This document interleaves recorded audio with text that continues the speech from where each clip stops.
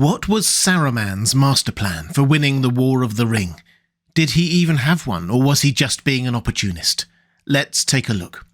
Hi everyone, this is Robert. Welcome to Deep Geek. On this channel we cover the Lord of the Rings in nerdy detail, as well as other great fantasy worlds like A Song of Ice and Fire and The Witcher. Welcome. This is the second in a series of videos breaking down what happened in the War of the Ring, the conflict that was raging in the background and sometimes foreground of the main action in the Lord of the Rings. Last time we looked at Sauron's plan.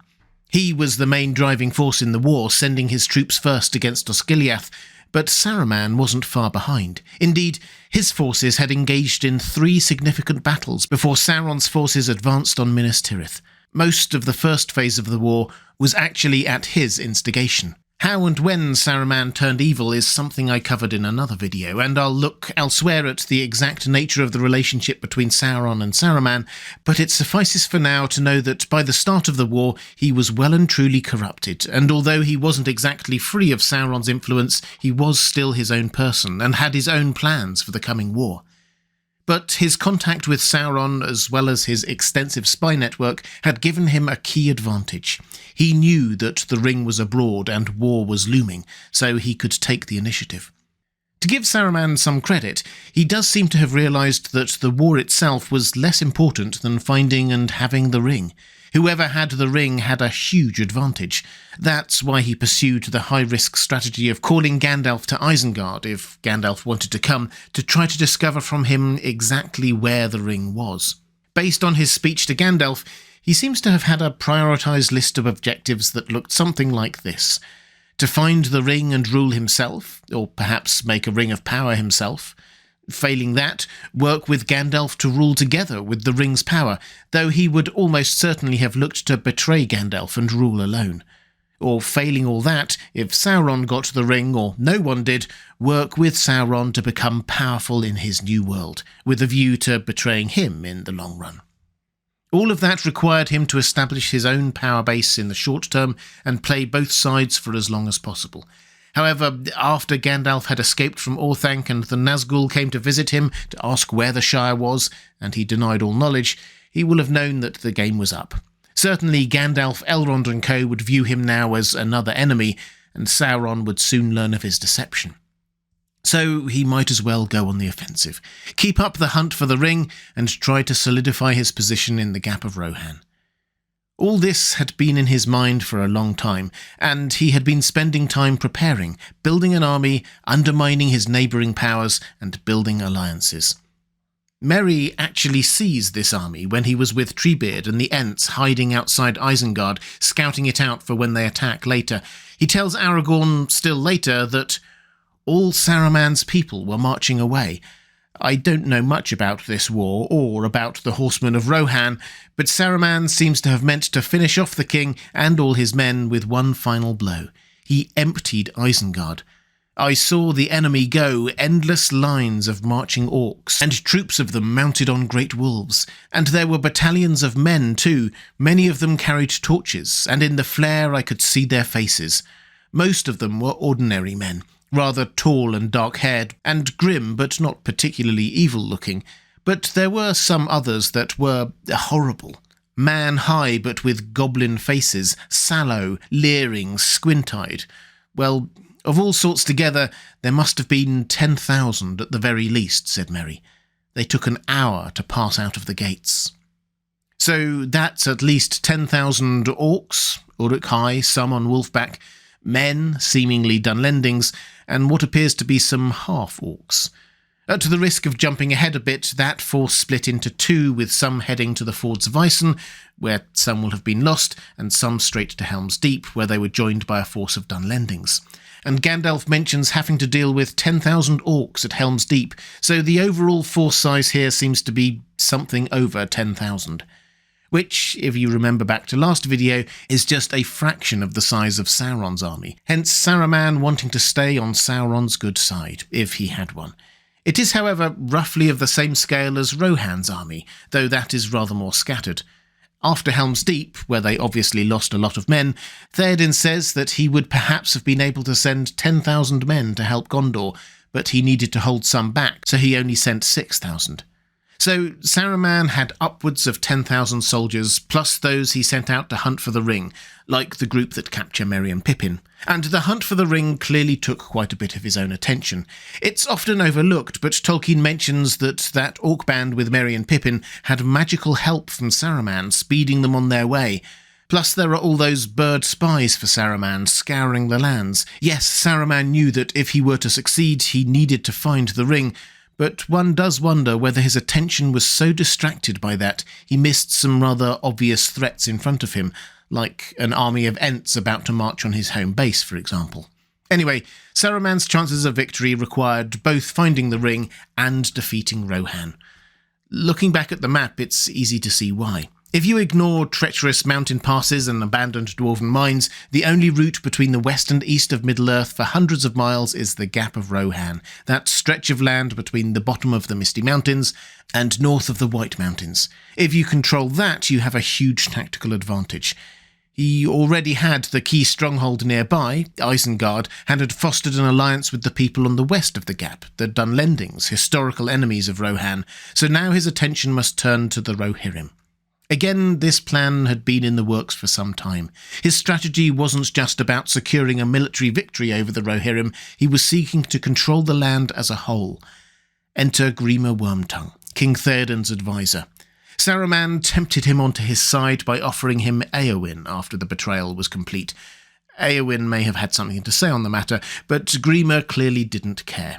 In exchange, he told Saruman all about Rohan's troop movements and so on, kept Theoden sedated and pliable and not particularly proactive, and sought to take out the other two powerful figures in the court, Theodred, Theoden's son and heir, and Éomer, his nephew, by turning the king against each of them. This was how Saruman got away with building that army for so long. Theoden was in no state to rule, and he ignored Theodred and Éomer who were. Still, those two were a problem. The opportunity to get rid of Éomer arose when he heard of an orc troop entering Rohan. Éomer sought permission from the king to ride out and confront it, but Theoden, under Grima's influence, refused. Éomer went anyway. It's good that he did, because those orcs were the ones that had captured Merry and Pippin. Éomer and his men attacked the orc band, killing them, with some losses, and unbeknownst to them, Merry and Pippin escaped into Fangorn amidst the chaos. Éomer returned to Edoras, encountering Aragorn, Gimli and Legolas along the way, and allowed them free passage without the king's permission. So that was twice he had gone against orders, more than enough for Grima to imprison him. Theodred, meanwhile, was concerned by Saruman's preparations and had gathered a force at the fords of the River Isen.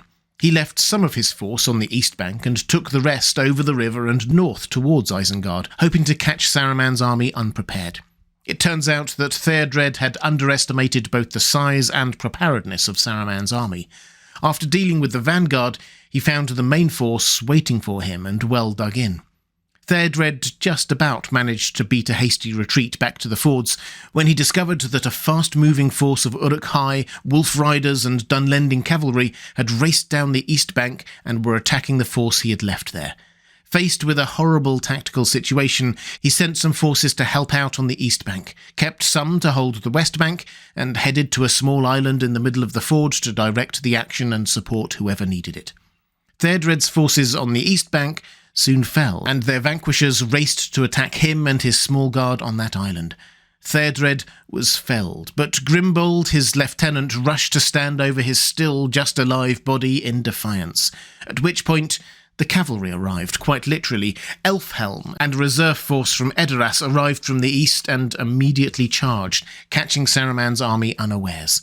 The east bank was retaken, and Elfhelm pushed on to that island where he arrived just in time to hear Theodred's final words and see his final breath. And at that, with the battle still in the balance, Saruman's forces suddenly and unexpectedly retreated back to Isengard. It seems that Saruman's orders had not been to secure the fords right then, but simply to kill Theodred, then retreat. The king's son was dead, but Rohan retained control of the fords for the time being, and over the next few hours many of those who had been scattered in the battle slowly returned to the fords, surprised to find that Rohan was still in control of them.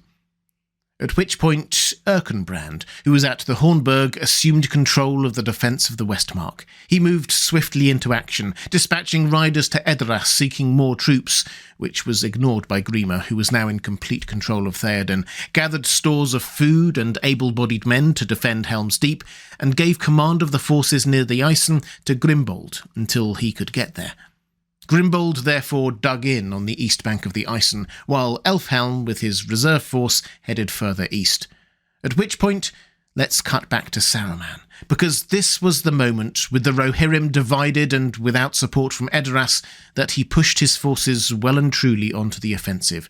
This time he didn't hold anything back. His objective was to take the fords and destroy as many of the defenders as possible, not just a surgical strike to kill their leader like last time.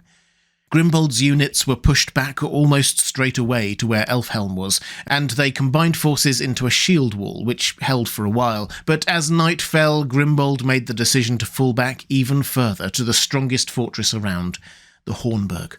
They reinforced Erkenbrand's garrison there, and waited for what would become the Battle of Helm's Deep, or the Hornburg if you prefer, which we will look at in the next video in this series. Because that moment really was the apex of Saruman's war effort. The fords of Isen had been taken, Theodred slain, large numbers of the Rohirrim killed or scattered around the Westmark. Support from Edoras would not be coming because Grima held sway there and Eomer was imprisoned. To top it all, one of his orc warbands had found 2 hobbits a week earlier and were bringing them back to Isengard. Eomer had taken out those orcs, but even if Saruman knew that, he will now have been sure that the ring was nearby in the land he was just about to conquer. If all had carried on as Saruman had planned, he would have control of Rohan and maybe even the ring itself within days. As I said, this was the apex for Saruman, because unbeknownst to him that very day, 2 crucial events were taking place. Gandalf healed King Theoden, casting Grima Wormtongue out of Edoras and restoring Theoden to his senses.